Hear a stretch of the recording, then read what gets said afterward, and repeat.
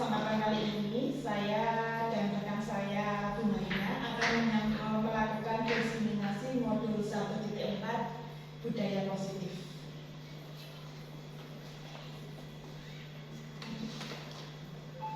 Nah, sebelum kita masuk ke dalam materi budaya positif, ada pertanyaan seperti ini Bapak Ibu ya.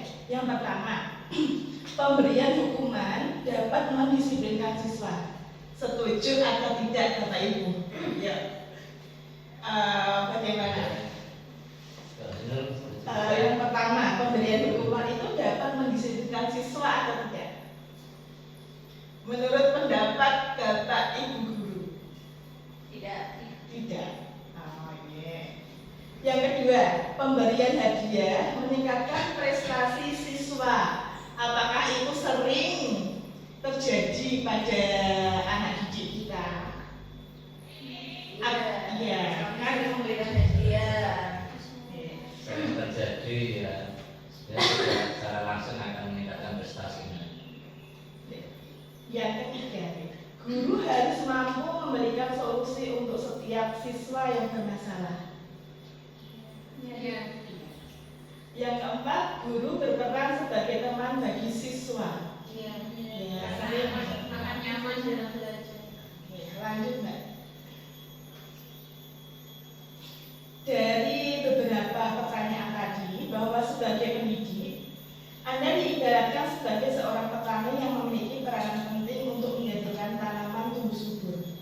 Anda dapat memastikan bahwa tanah tempat tumbuhnya tanaman adalah tanah yang cocok untuk ditanami. Ki Hajar Dewantara menyatakan bahwa kita ambil contoh perbandingan dengan tumbuh-tumbuhan seorang petani yang menanam padi misalnya hanya dapat menuntun tumbuhnya padi. Ia dapat memperbaiki kondisi tanah, memelihara tanaman padi, memberi pupuk dan air, membasmi ulat-ulat atau jamur-jamur yang mengganggu hidup tanaman pada padi dan lain sebagainya. Dari urian itu kita dapat memahami bahwa sekolah itu diibaratkan sebagai tanah, tempat bercocok tanam, sehingga guru mengusahakan sekolah jadi lingkungan yang menyenangkan, menjaga dan melindungi murid dari hal-hal yang tidak baik. Dengan demikian, karakter murid tumbuh dengan baik. Sebagai contoh, murid yang tadinya malas menjadi semangat, bukan kebalikannya. Murid akan mampu menerima dan menyerap suatu pembelajaran di lingkungan di sekelilingnya secara aman dan nyaman. Ibaratnya, guru itu sebagai fasilitator bagi siswa dan sebagai motivator bagi siswa. Berarti kita harus menuntun siswa agar lebih nyaman kegiatan di sekolah. Jadi kita itu sebagai penuntun dan bisa juga sebagai teman untuk konsultasi seperti itu ya. Ada nggak? Apa itu budaya positif? Ya, perwujudan nilai-nilai atau keyakinan universal yang diterapkan di sekolah. Nah, untuk materi tentang budaya positif, kita nanti akan pelajari perubahan paradigma belajar, disiplin positif dan nilai-nilai kebajikan, kebutuhan dasar manusia, motivasi perilaku manusia, posisi kontrol restitusi, keyakinan kelas dan segitiga restitusi. Sebelum kita lanjut ke materi untuk budaya positif, cobalah buka kepala tangan rekan-rekan guru semua.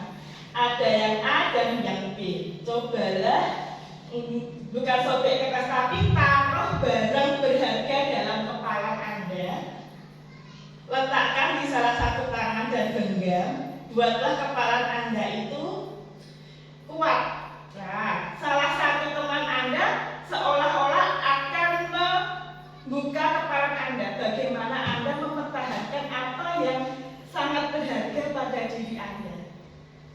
Kan dari pernyataan itu bisa saja teman Anda itu membujuk biar kamu bisa membuka kepala Anda.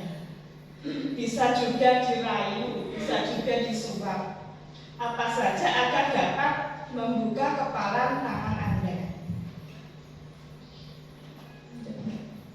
Sesungguhnya yang memegang kendali itu adalah kita diri sendiri. Berarti harus yang mempunyai kontrol itu harus diri sendiri. Oke. Pembelajaran dengan paradigma baru. Pembelajaran ini dirancang berdasarkan prinsip pembelajaran berdiferensiasi, sehingga setiap siswa belajar sesuai dengan kebutuhan dari tahap perkembangannya untuk mewujudkan profil pelajar Pancasila. Sebelumnya, profil pelajar Pancasila itu ada beriman dan bertakwa kepada Tuhan Yang Maha Esa, terus mandiri, bernalar kritis, kreatif, bergotong royong, berkebinekaan global. Dari itu, kegunaan dari profil pelajar Pancasila yang pertama, menerjemahkan tujuan dan visi pendidikan ke dalam format yang lebih mudah dan dipahami oleh seluruh pemangku kepentingan pendidikan. Yang kedua, menjadi panduan mengembangkan karakter bagi pendidik dan pelajar Indonesia. Yang ketiga, tujuan akhir seluruh pembelajaran program dan kegiatan di satuan pendidikan. Mengubah paradigma stimulus respon ke pendekatan teori kontrol. Stimulus respon, realitas, kebutuhan itu kita sama, tapi melalui teori kontrol, realitasnya kebutuhan itu setiap orang berbeda, sesuai apa yang dibutuhkan itu.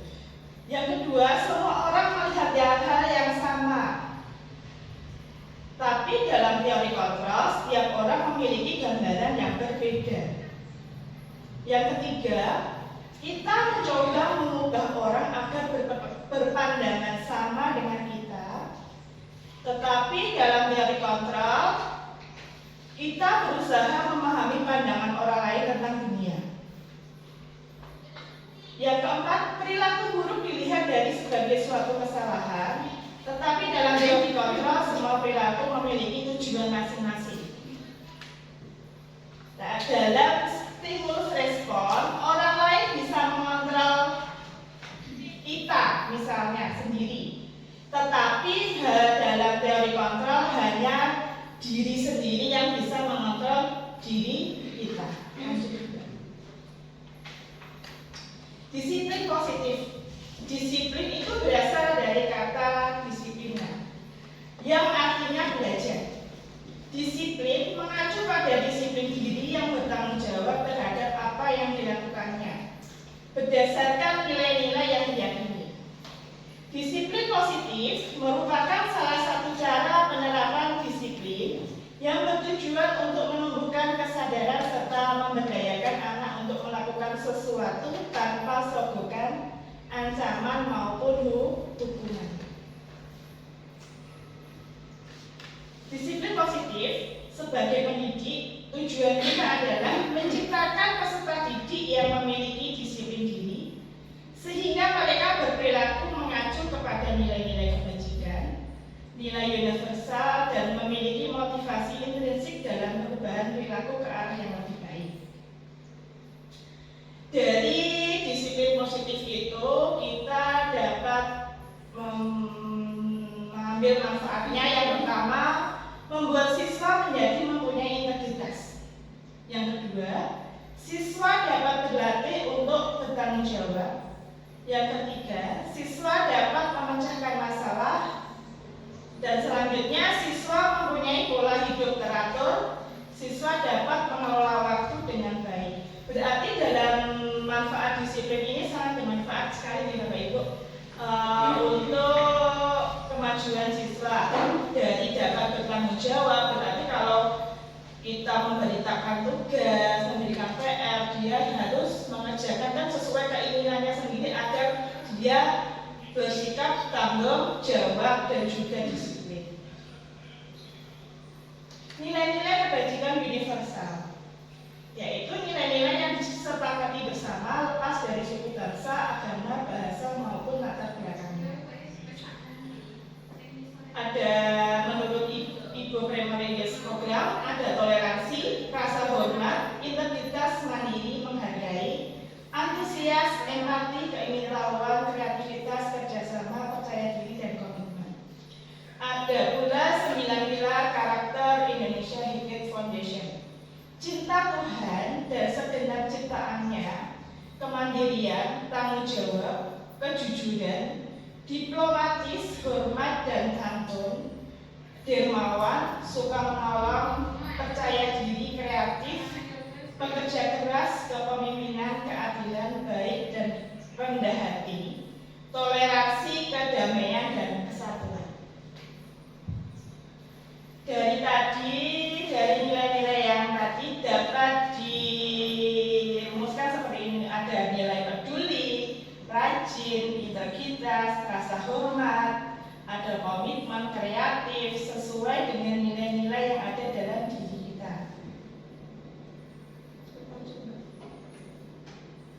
Yang ketiga, kebutuhan dasar manusia. Kebutuhan dasar manusia adalah sesuatu yang dibutuhkan manusia untuk mempertahankan keseimbangan kondisi psikologis dan fisiologis yang bertujuan untuk mempertahankan kehidupan dan kesehatan. Ada kebutuhan, ada 5: bertahan hidup, kasih sayang dan rasa diterima, penguasaan, kebebasan, kesenangan. Yang pertama, bertahan hidup. Contohnya kita memerlukan makanan, pakaian, tempat tinggal, keamanan, kesehatan untuk bertahan hidup. Yang kedua, kasih sayang dan rasa diterima. Contohnya rasa diterima, dihormati, berbagi, kerjasama, memerlukan perhatian, itu kebutuhan rasa kasih sayang dan rasa diterima. Yang ketiga, penguasaan. Ada harga diri, berprestasi, pemimpin, diakui dan didengar. Yang keempat, kebebasan. Ada mandiri, memiliki pilihan dan mencoba hal yang baru.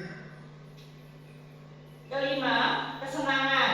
Bisa bermain, humor, antusias, tertawa.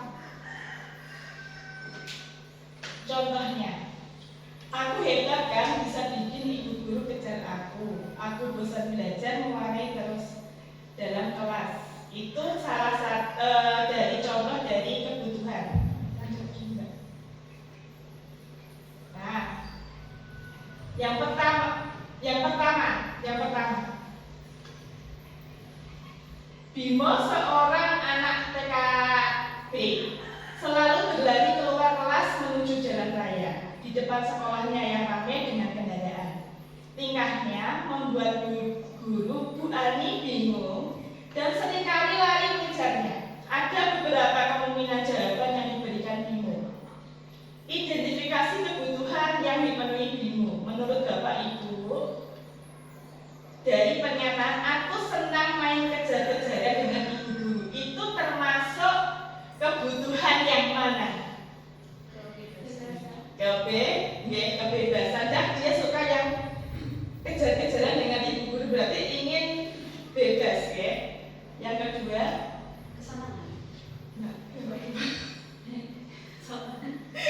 Dinda, seorang anak kelas 3 SD, begitu tiba di rumah pulang dari sekolah, menangis, mengadu pada ibunya bahwa ia benci pada Ibu Rani.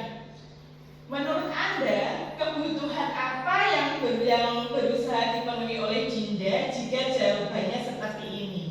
Ibu guru bilang, aku tidak boleh bersenandung sewaktu mengerjakan tugas.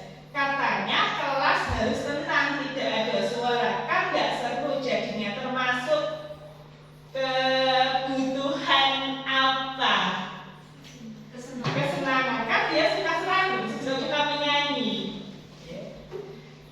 Yang ketiga, ibu guru tidak menyapa aku hari ini, padahal aku pakai jepit rambut baru. Cinta dan kasih sayang, berarti kan dia memerlukan diperhatikan oleh ibu guru, gitu ya.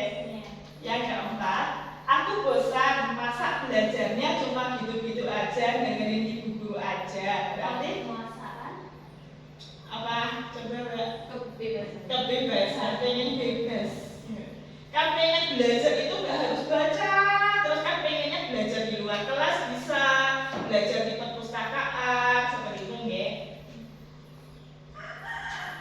Aku sebel gambarku tidak rapi, malah ibu guru menunjukkan ke teman-temanku di depan kelas. Penguasaan kan, dia punya gambar tapi tidak rapi terus diperlihatkan ke teman-temannya. Itu tadi ya. Lanjut Mbak. Yang keempat, motivasi perilaku manusia. Itu ada 3. Untuk menghindari kenyamanan atau hukuman, biasanya orang yang motivasi perilakunya menghindari hukuman atau ketidaknyamanan akan bertanya apa yang akan terjadi apabila tidak melakukannya. Contohnya, kita saja pada waktu absensi ya. Nah, itu untuk menghindari tidak kenyamanan atau menghindari hukuman. Nanti kan ada konsekuensinya. Itu ya. Yang kedua, untuk mendapat imbalan atau penghargaan dari orang lain. Orang yang dengan motivasi ini akan bertanya, apa yang akan saya dapatkan apabila melakukannya. Contohnya, anak-anak kan sering mengerjakan tugas. Bu, kalau saya dapat nilai 100 nanti saya dapat apa? Nah, seperti itu contohnya ya.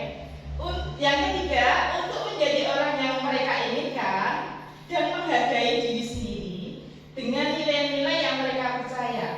Orang dengan motivasi ini akan bertanya, akan menjadi orang yang seperti apabila yang saya lakukan.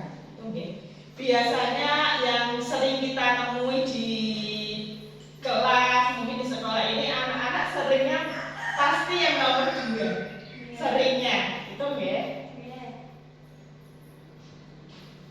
Merdeka menurut Ki Hajar Dewantara, merdeka itu artinya tidak hanya terlepas dari perintah, akan tetapi juga cakap buat pemerintah diri sendiri. Cukup sekian untuk materi selanjutnya akan disampaikan oleh Ibu Marina. Dari teman-teman, rekan-rekan guru maupun Bapak, ada tanggapan dari pemaparan saya itu?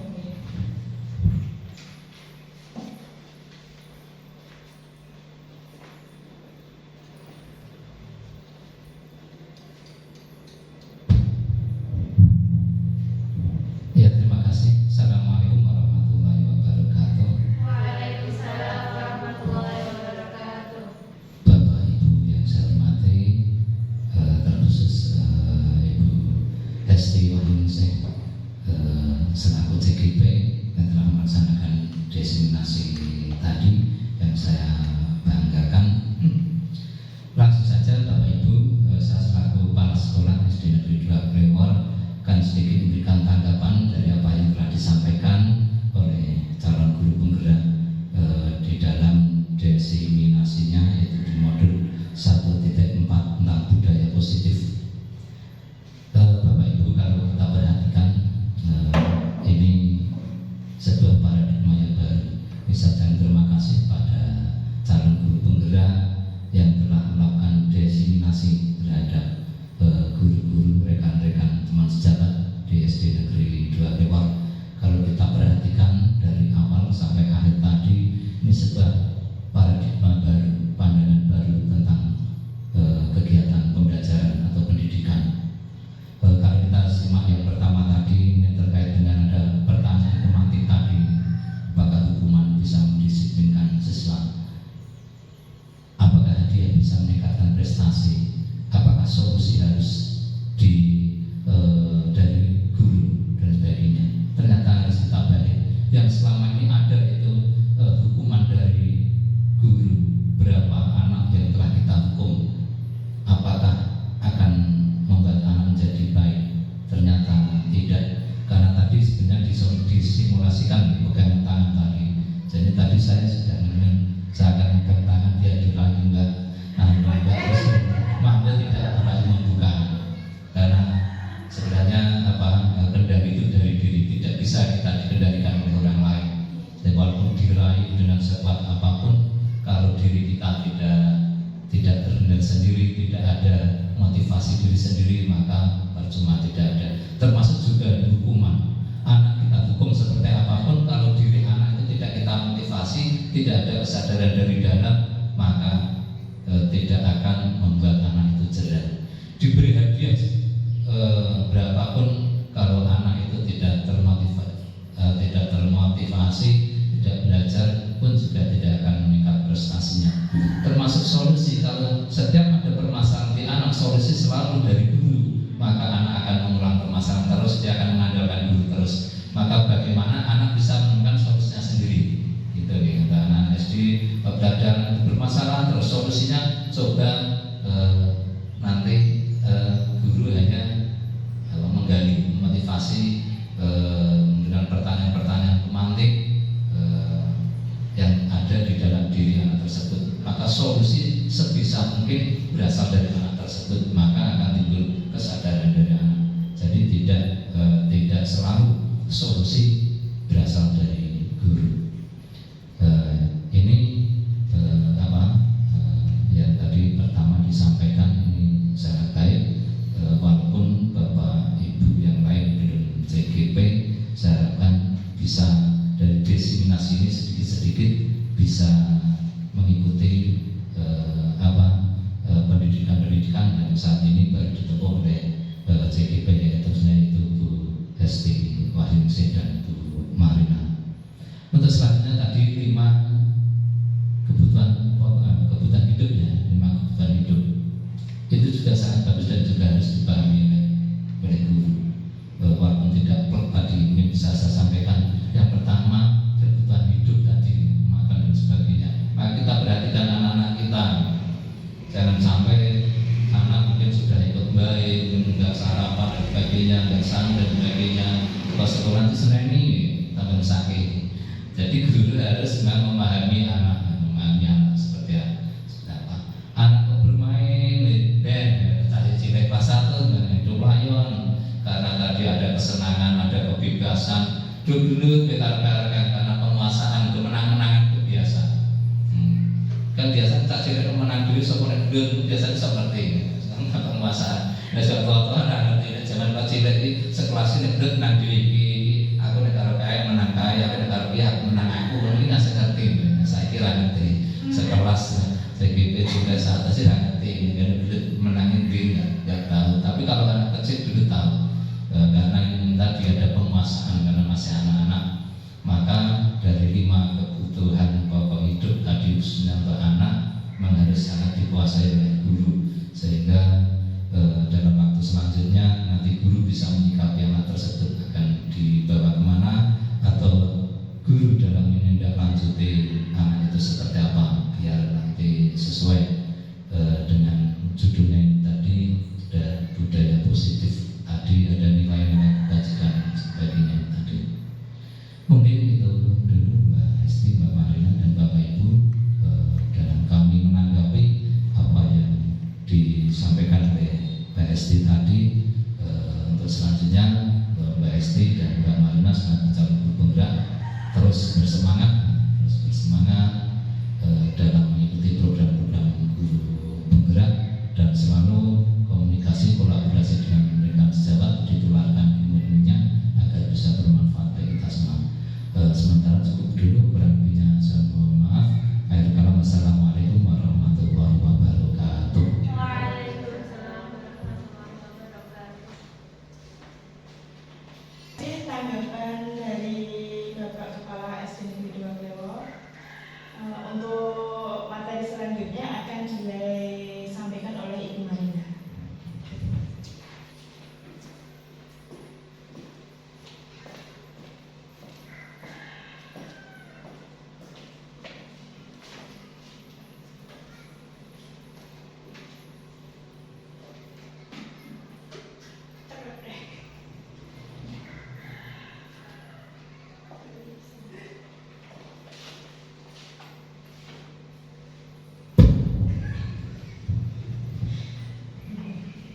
Terima kasih untuk kesempatan yang diberikan kepada saya. Sebelumnya, Assalamualaikum warahmatullahi wabarakatuh. Waalaikumsalam warahmatullahi wabarakatuh. Yang saya hormati Pak Masum selaku Kepala Sekolah SD Negeri 2 Lewar dan yang saya hormati Bapak Ibu serta karyawan SD Negeri 2 Lewar. Yang pertama saya mengucapkan terima kasih kepada Bapak Ibu guru semuanya yang sudah berkenan untuk hadir duduk belajar bersama kami dalam diseminasi pemahaman dan pengalaman mengenai penerapan budaya positif. Dari diseminasi ini kami bukan ingin menggurui Bapak Ibu guru, tetapi di sini kami hanya ingin membagikan apa yang telah kami terima di pendidikan guru penggerak, kemudian kita terapkan bersama. Kemudian harapannya adalah kita saling mengontrol, saling mengingatkan apabila ada yang kurang seperti itu ya Bapak Ibu. Bukan berarti kami yang guru penggerak ini sudah fasih, sudah paling paham, bukan. Kami ingin membagikan karena kami ingin dikontrol juga oleh Bapak Ibu. Harapannya ketika kami tidak menerapkan juga ada kontrol, Mbak, kok jangan tidak menerapkan seperti ini. Kemudian ada saling menutupi kekurangan dari setiap guru. Jadi harapannya nanti SD Negeri 2 Lewar benar-benar menjadi sekolah yang menerapkan budaya positif. Begitu nih Bapak Ibu. Lanjut berarti lanjutan modul yang ingin saya sampaikan, yang pertama yaitu keyakinan kelas, yang kedua tadi kebutuhan dasar, yang ketiga adalah posisi kontrol, dan yang keempat adalah segitiga restitusi. Lanjut. Kemudian yang di sini yang akan disampaikan adalah adanya paradigma, ya, perubahan paradigma dalam budaya dalam pendidikan. Dulu ada namanya peraturan kelas sih Bapak Ibu. Kemudian sekarang ada perubahan paradigma. Mengapa kok keyakinan kelas tidak peraturan kelas saja? Saya ingin bertanya yang pertama, mengapa ketika kita mengendarai sepeda motor kok harus memakai helm? Oke, saya minta pendapatnya Bu Win. Mengapa ketika mengendarai motor itu harus memakai helm? Motivasinya Bu Win apa? Yang pertama yaitu agar saat mengendarai kendaraan kita aman. Selain aman dari Pak Polisi, juga aman saat jika terjadi sesuatu yang tidak diinginkan. Yang kedua yaitu taat pada aturan lalu lintas. Terima kasih. Bagus sekali ya, Bu Win ingin memakai helm karena motivasinya adalah agar tidak terjadi sesuatu yang diinginkan. Maksudnya mungkin untuk melindungi kepala dan lain sebagainya. Bagus nih Ibu. Kemudian, mengapa waktu corona nih Bapak Ibu, kita diminta untuk selalu memakai masker, kemudian mencuci tangan setiap saat. Itu alasannya apa? Coba Bu Iman.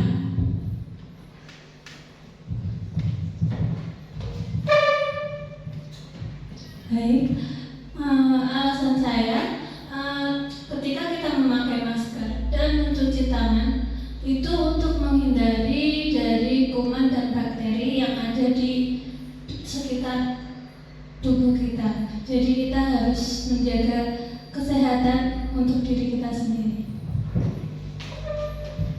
Lanjut Bu Hesti.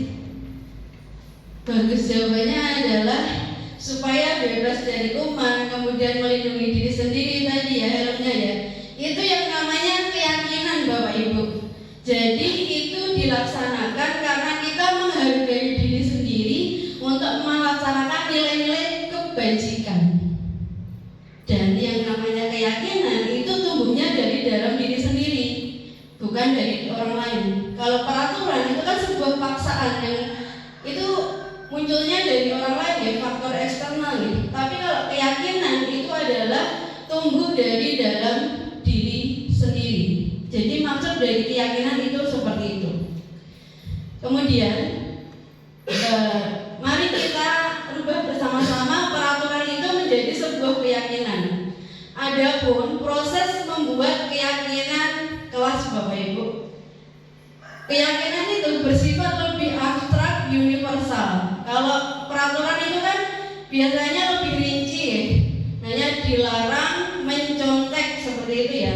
Apabila keyakinan kelas bentuknya tidak seperti itu, pernyataannya universal.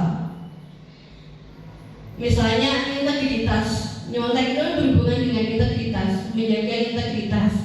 Itu kata-kata dari sebuah keyakinan kelas. Nanti akan saya tunjukkan bagaimana cara menyusun keyakinan kelas yang anak-anak itu belum memahami bahasa-bahasa yang kompleks dan sulit menjadi bahasa keyakinan kelas yang universal dan positif seperti itu.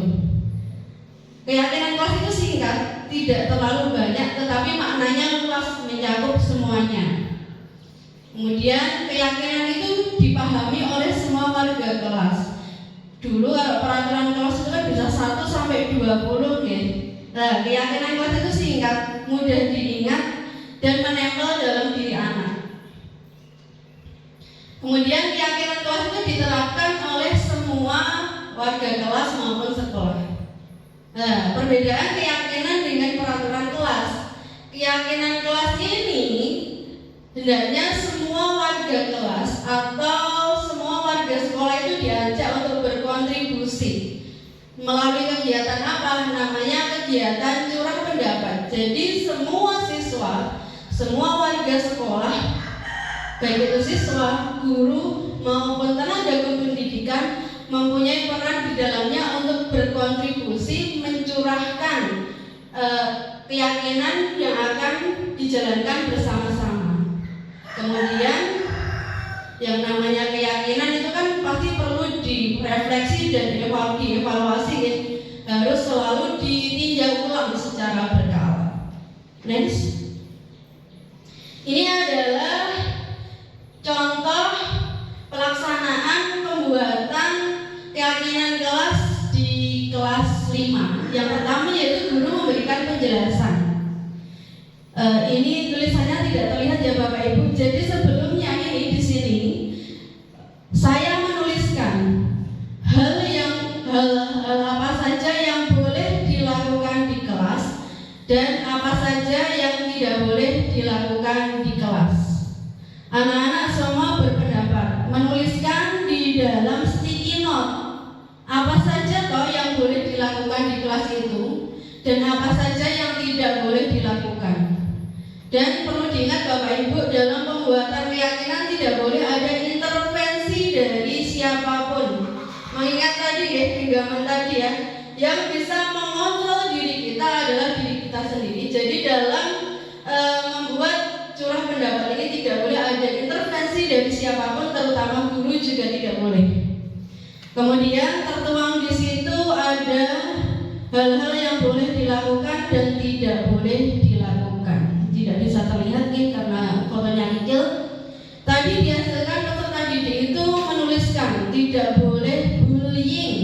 Kemudian apabila keluar kelas harus izin. Kemudian menghargai teman, menghormati guru. Kemudian tidak boleh memanggil nama bapak, nama temannya menggunakan nama bapaknya. Mereka bisa menuliskannya seperti itu. Kemudian kita sebagai guru mengarahkan, kalimat-kalimat yang tadi kita ringkas menjadi kalimat positif dalam suatu keyakinan kelas.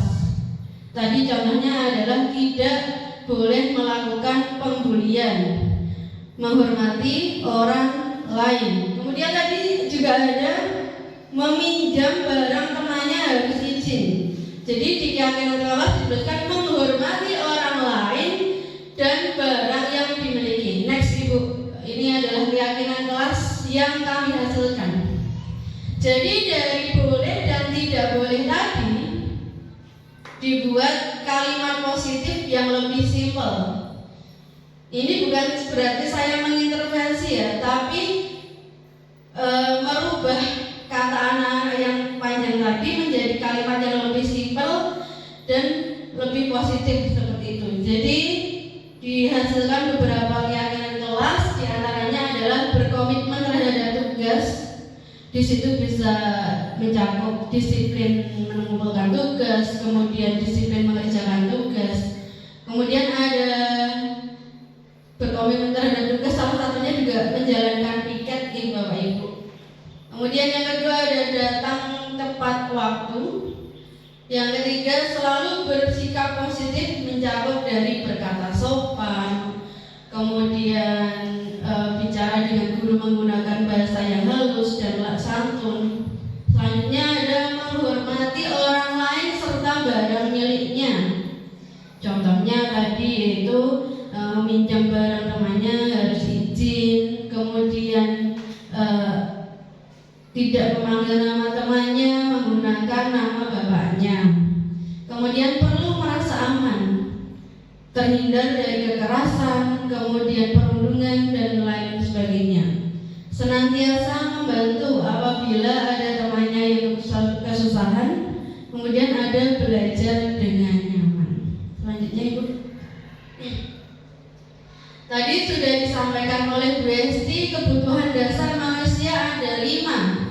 Saya di sini tidak perlu menjelaskan lagi karena tadi sudah dijelaskan oleh Ibu Esti. Yang ingin saya tekankan di sini Bapak Ibu, apabila terdapat peserta didik atau orang yang mempunyai sikap kira-kira tidak sesuai dengan nilai-nilai kebajikan atau nilai norma yang berlaku atau tidak sesuai dengan keyakinan kelas, berarti ada kebutuhan dasarnya yang tidak terpenuhi. Jadi guru itu harus memahami 5 ini. Misal pagi-pagi kok muridku ini biasanya semangat, kok terlihat ngantuk, lesu, ngeluntruk, kepalanya sudah disalahkan. Kita sebagai guru harus bisa memahami, kemudian bertanya, oh ternyata ada kebutuhan bertahan hidupnya yang belum terpenuhi, belum sarapan, kemudian ada bocah kok senengannya gelut terus, senengannya nek ra gawe masalah iki ora oke gitu. Oh, kemungkinan dia adalah rasa kebutuhan kasih sayang dan rasa diterima dan rasa diterimanya yang kurang. Mungkin dia kurang diterima di kelompoknya, jadi dia minta perhatian, kemudian dia sering dibully, makanya dia ingin memperlihatkan bahwa dia itu hebat, seperti itu. Jadi dia ingin diterima oleh teman-temannya. Kemudian kebutuhan akan kesenangan. Lah muridku ki kok ketoke nek diulangi biasanya seneng, kok iki nguntruk banget akhir semester. Oh mungkin pengen piknik, lama tidak piknik, seperti itu ya Bapak Ibu. Lah itu guru harus paham. Kenapa kok murid saya terjadi permasalahan yang dianalisis berdasarkan 5 kebutuhan dasar ini. Kemudian selanjutnya Ibu, setelah kita memahami kebutuhan dasar, kita akan selanjutnya adalah mengenai 5 posisi kontrol. Tadi Bu Esti di depan sudah ada pertanyaan pemantik. Apakah hukuman itu efektif untuk mendisiplinkan siswa? Kemudian apakah memberi penghargaan itu efektif? Ya Bapak Ibu, kita bisa lihat dari 5 posisi kontrol berikut. Yang pertama, lanjut, penghukum. Biasanya penghukum itu menggunakan hukuman verbal maupun fisik, das, sat, seketika itu juga, tapi dampaknya luar biasa, bisa membuat trauma peserta didik. Ini namanya, misal kok tidak pakai sepatu, hukumannya kan hormat bendera, besok lagi tidak mau berangkat sekolah karena pusing, kemarin habis dihukum. Jadi hukuman itu untuk era sekarang itu kurang efektif untuk mendisiplinkan siswa ya Bapak Ibu. Dari kelima posisi kontrol ini pernah efektif pada masanya. Maka dari itu kita sebagai guru harus terus belajar untuk memahami perkembangan dunia pendidikan. Memang di diterapkan kepada anak. Tapi kita menghadapi generasi Z, generasi Alpha, hukuman ini sudah tidak efektif lagi karena mereka mempunyai sifat yang berbeda, kemudian genetik yang berbeda, lingkungan yang berbeda, dan perkembangan teknologi yang begitu masif, maka hukuman itu sudah tidak begitu efektif untuk diterapkan kepada murid-murid kita yang generasi Alpha. Contoh dari penghukum itu ciri-cirinya biasanya adalah patuhi aturan saya atau awas.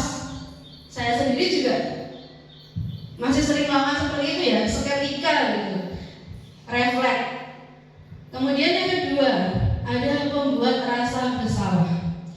Pembuat rasa bersalah ini biasanya ngendikannya lebih halus, dikemas dalam kalimat-kalimat yang halus.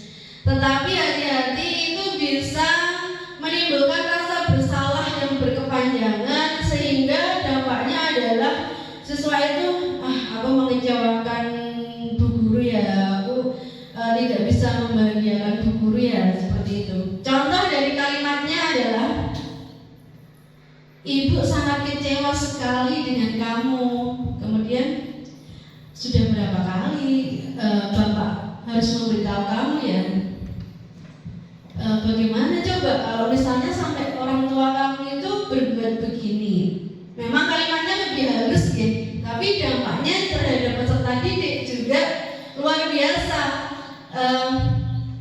Tadi seperti yang saya katakan, aku mengecewakan ya, aku tidak berguna ya, seperti itu Bapak Ibu. Kemudian teman, guru pada posisi ini tidak menyakiti murid, tetapi mengontrol murid dengan bujukan-bujukan halus. Contohnya adalah seperti ini, ayolah bantu ibu. Kemudian, ayolah, masa kamu tidak ingat bantuan bapak selama ini? Ayolah bantu ibu, kamu tidak kasihan dengan ibu. Misalnya kalau ibu dimarahi oleh bapak kepala sekolah, emang terlihat ada bondingnya gitu ya dengan anak-anak. Tapi ingat Bapak Ibu, efeknya adalah murid itu hanya akan istilahnya manut dengan kita saja yang memposisikan sebagai teman. Namun dengan guru yang lain mungkin nanti tidak akan manut, kayak orang konconan karo aku, seperti itu ya. Kemudian ada sebagai pemantau. Kalau pemantau itu mengawasi, kemudian bertanggung jawab atas perilaku orang yang diawasi, kemudian tanya konsekuensinya. Biasanya perutaranya apa ya?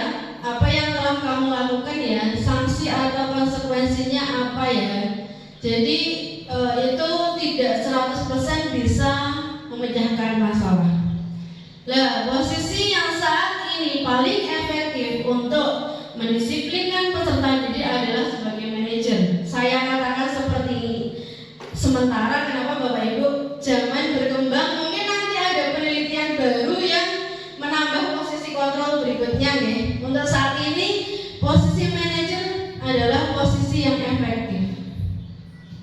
Di sini posisi sebagai manajer yaitu guru itu ketika ada peserta didik membuat kesalahan, itu guru duduk bersama murid, berbicara, mencari apa yang dilakukan, apa kesalahan yang telah dilakukan, kemudian bersama-sama berdiskusi solusi yang akan dilakukan supaya kesalahan itu tidak terjadi lagi di kemudian hari.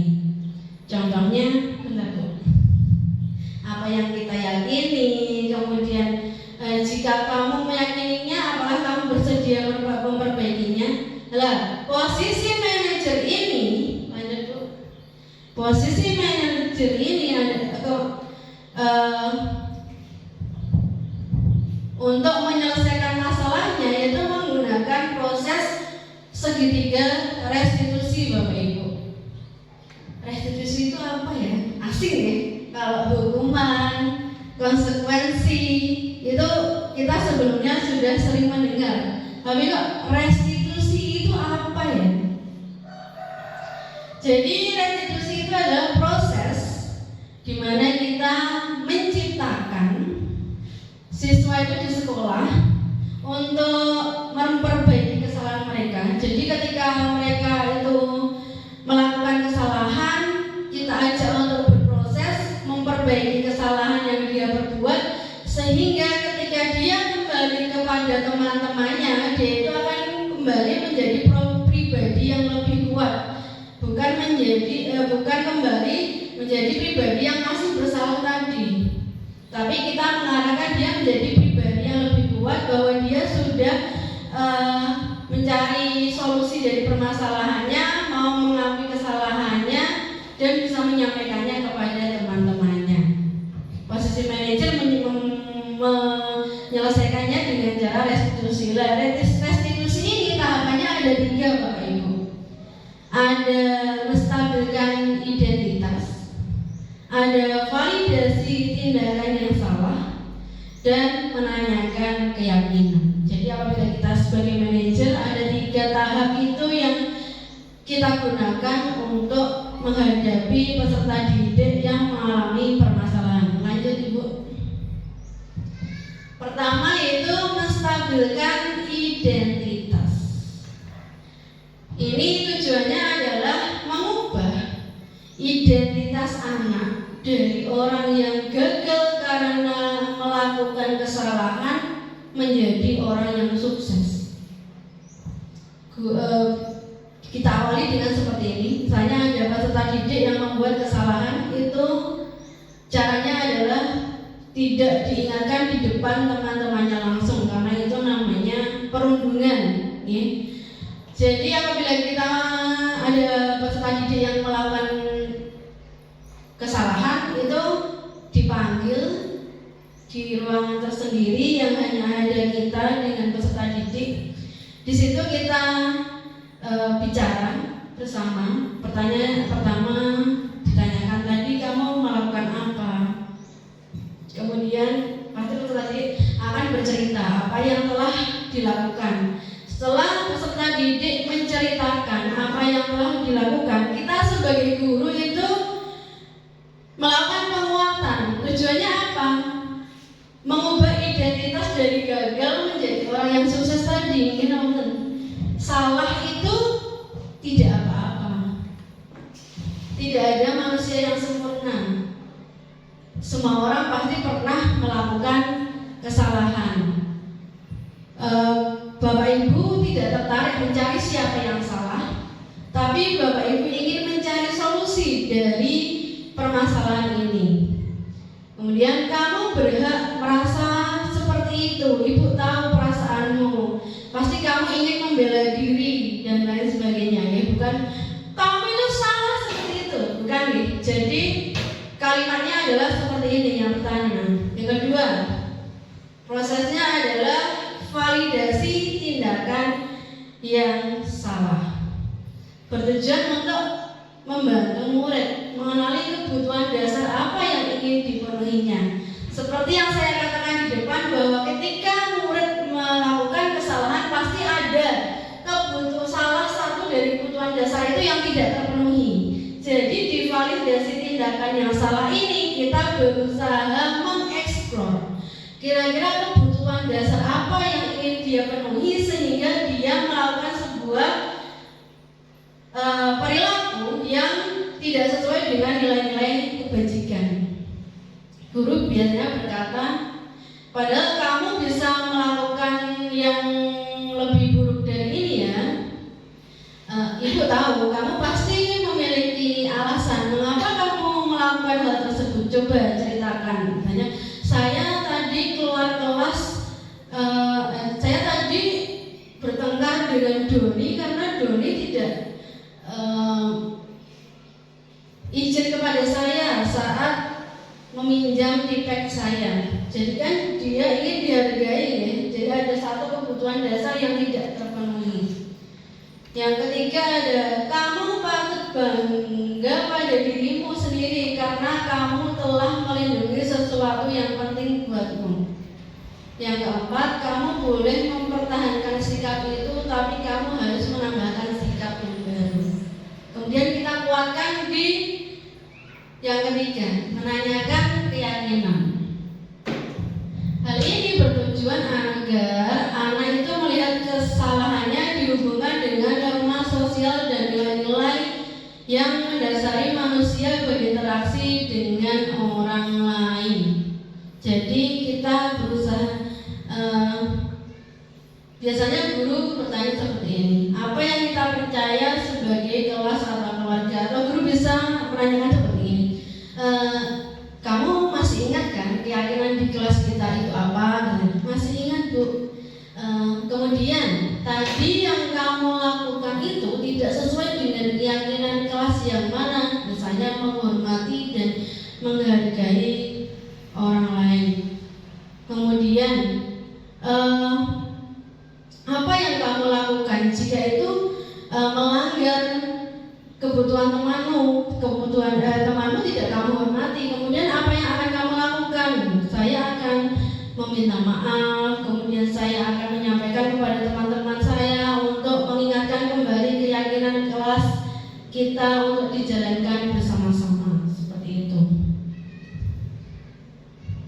Nah, ini adalah aksi nyata pembuatan keyakinan kelas. Iya, Mas Alvin tahu tidak mengapa Bu Guru memanggil Mas Alvin ke sini? Tidak. Mas Alvin tidak tahu ya. Tadi di kelas Bu Guru mendengar Mas Alvin ada keributan dengan Mas Rehan. Kira-kira kenapa Mas Alvin kok ribut dengan Mas Rehan? Karena saya menjadi kemudian karena Mas Alvin tidak bilang ke Mas Rehan, Mas Rehan bagaimana? Menangis. Jadi itu meminjam tipek tanpa izin itu perbuatan yang salah atau yang benar? Salah. Oke, setiap manusia pasti pernah mengalami kesalahan. Begitupun dengan Ibu Guru. Namun Ibu Guru di sini mau tanya, alasan Mas Alvin mengapa kok meminjam tipeknya Mas Rehan tanpa izin? Karena saya terburu-buru dan sudah habis. Terburu-buru dan tipeknya habis sehingga tidak sempat untuk izin ya. Iya. Setiap orang itu pasti pernah mengalami kesalahan. Namun kita harus memperbaiki kesalahan itu. Ya, kita bersama-sama coba mencari solusi apa yang akan kita lakukan supaya hal ini tidak terjadi lagi. Mas Alvin ingat dengan keyakinan di kelas kita? Ingat. Perbuatan Mas Alvin ini tidak sesuai dengan keyakinan kelas yang mana? Tidak menghargai teman.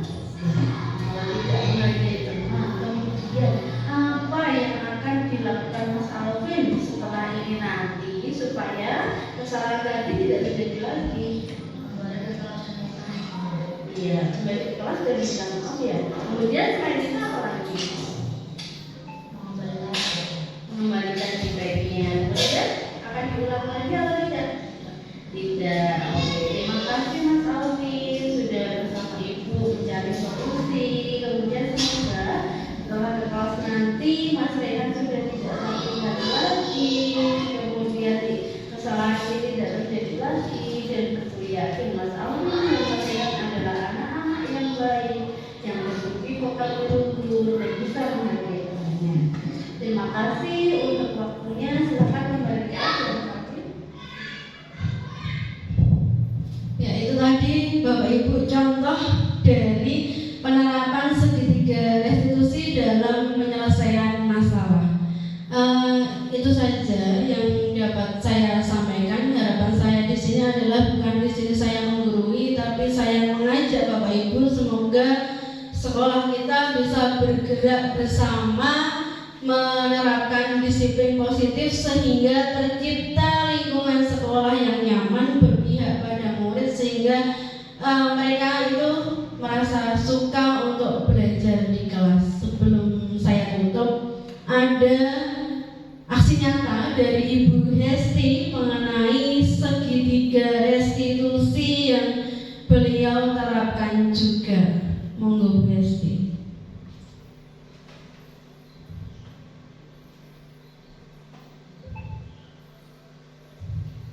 Langsung mulai nggak usah diselesaikan.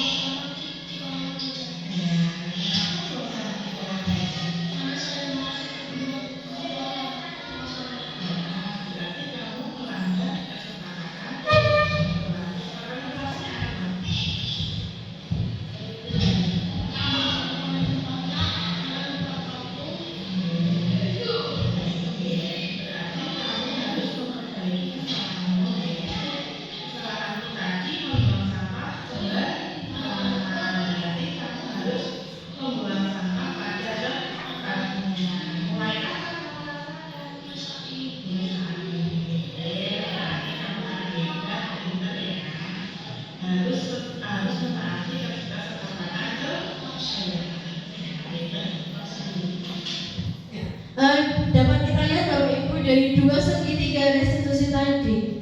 Biasanya anak-anak itu setelah melakukan kesalahan, kalau kita tanya langsung di depan teman-temannya, ayo siapa tadi yang salah? Saya bukan saya, saling tunjuk dan lain sebagainya ya Bapak Ibu.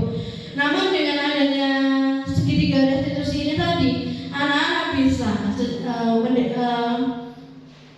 bisa menyadari kesalahannya, kemudian bisa menjelaskan apa yang ingin dia lakukan, misalnya minta maaf kepada temannya. Jadi dia bisa menyadari kesalahan dari dirinya sendiri, bukan menunjuk orang lain. Seperti itu, nggih. Demikian pemaparan dari saya. Banyak kurangnya saya mohon maaf. Mungkin setelah ini ada tanggapan dari Pak Maksum. Sekian. Wassalamualaikum warahmatullahi wabarakatuh.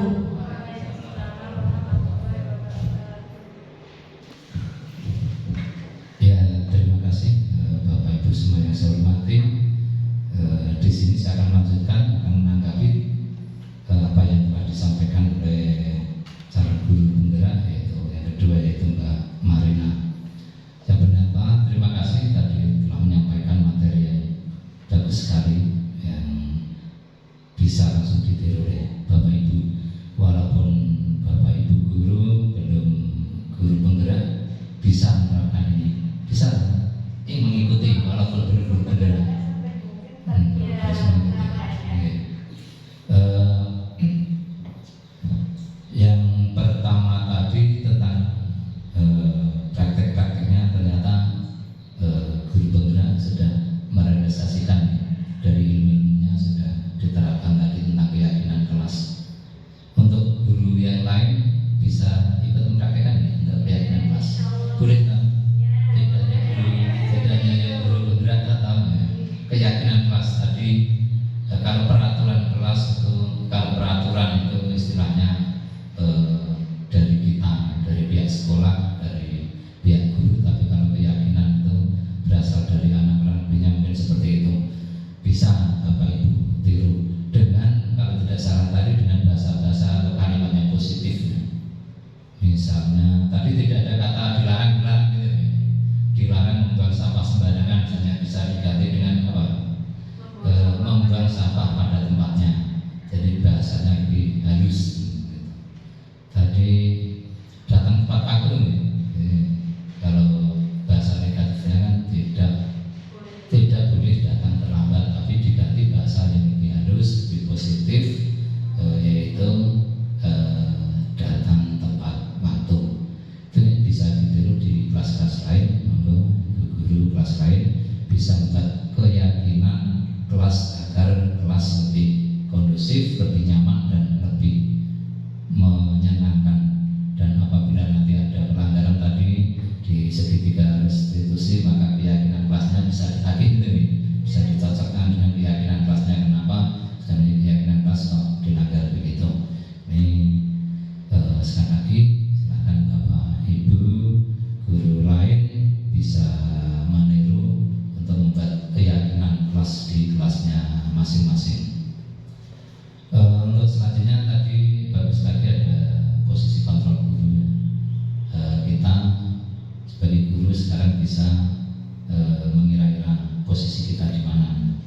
Tadi ada penghukum, tidak salah ya, posisi paling rendah, menghukum, terus merasa bersalah, terus teman, terus sebagai pengontrol, dan yang terakhir adalah sebagai manajer. Posisi kita di mana? Mbak Imah di mana posisinya? Penghukum sudah salah ya, pelayan ada salah ya langsung dijewer. Kalau dulu kalau penghukum kan itu mungkin tadi disampaikan murid dasus tadi, salah langsung digetak, salah langsung dijewer, salah langsung push up, salah langsung disuruh lari ke lapangan dan sebagainya. Itu guru-guru zaman dulu ketika kita menjadi siswa itu sebagai penghukum. Harapannya ke depannya ke sini sedikit-sedikit bisa naik dan akhirnya menjadi posisi yang kelima tadi, manajer yang idealnya. Tujuannya seperti itu. Jadi kesadaran dari anak guru hanya memberikan motivasi, memberikan bimbingan, memberikan apa yang ada di siswa itu yang baik itu kita bisa mengeksplorasi hal-hal positif yang ada di dalam diri anak tersebut sehingga muncul hal-hal yang baik dan yang positif, sehingga kesadaran kalau yang namanya orang sudah sadar itu akan baik, akan kita sebagai guru akan bisa lebih baik untuk mengkondisikan anak. Tapi kalau semuanya masih dari kontrol guru, maka hal itu juga guru juga akan terus merasa kesulitan dalam untuk mendidik anak. Jadi bagaimana sekarang polanya itu dibalik, tidak semua dari guru tapi semua dari siswanya. Bakat minat siswa itu yang kita gali dari filosofi Ki Hajar Dewantara itu. Ini sekali lagi Bapak Ibu, untuk diseminasi budaya positif ini sangat bagus sekali, langsung bisa diterapkan. Ternyata guru penggerak, calon guru penggerak dalam pendidikannya sudah menerapkan di kelas. Tadi sudah ada aksi nyatanya dan ini sudah diseminasikan. Malah saya sendiri tidak tahu kalau sudah melaksanakan nyata gitu. Ternyata sudah membuat keyakinan kelas. Cara itu guru penggerak itu nopo itu dan mungkin bisa menginfo juga banyak sudah secara keyakinan kelas. Saya tadi membantu juga tidak apa saya menjadi ayam ternyata dua calon guru penggerak di SD Negeri 2 Kelewar ternyata sudah melakukan perubahan dan sebagainya, sudah melaksanakan sedikit-sedikit dari pendidikan yang didapatnya dari program guru penggerak ini. Itu Bapak Ibu tanggapan dari saya. Sekali lagi saya terima kasih pada calon guru penggerak, terus bersemangat dan terus meningkatkan potensinya dan terus untuk berbagi praktek baiknya pada rekan-rekan sejawat khususnya dan sekolah secara keseluruhan. Begitu Bapak Ibu yang bisa saya sampaikan khususnya kepada Bu Hesti dan Bu Marina. Semoga selalu sukses, selalu sehat dan bahagia. Demikian, terima kasih. Saya akhiri. Wassalamualaikum warahmatullahi wabarakatuh. Terima kasih atas waktunya dari rekan-rekan guru.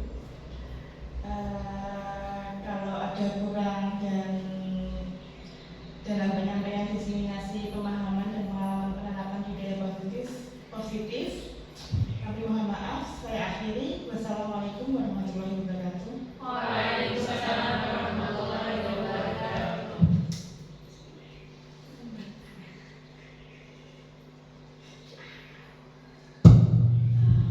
Meskipun Bapak Ibu bukan guru penggerak, tapi kita di sini semua kita guru, guru penggerak. Tujuannya adalah seperti ini, membagikan ilmu kami kepada teman-teman. Jadi secara tidak langsung teman-teman juga adalah guru penggerak. Di guru penggerak itu ada jargon seperti ini Bapak Ibu. Ketika saya nanti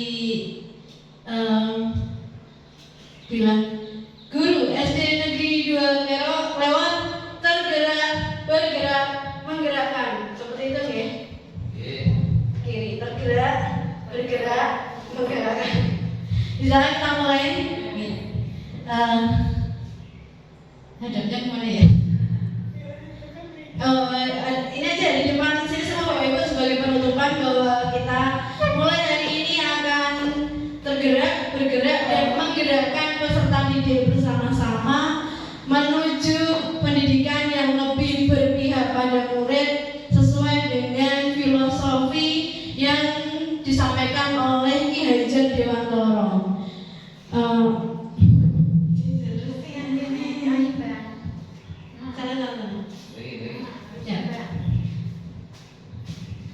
Ya, mari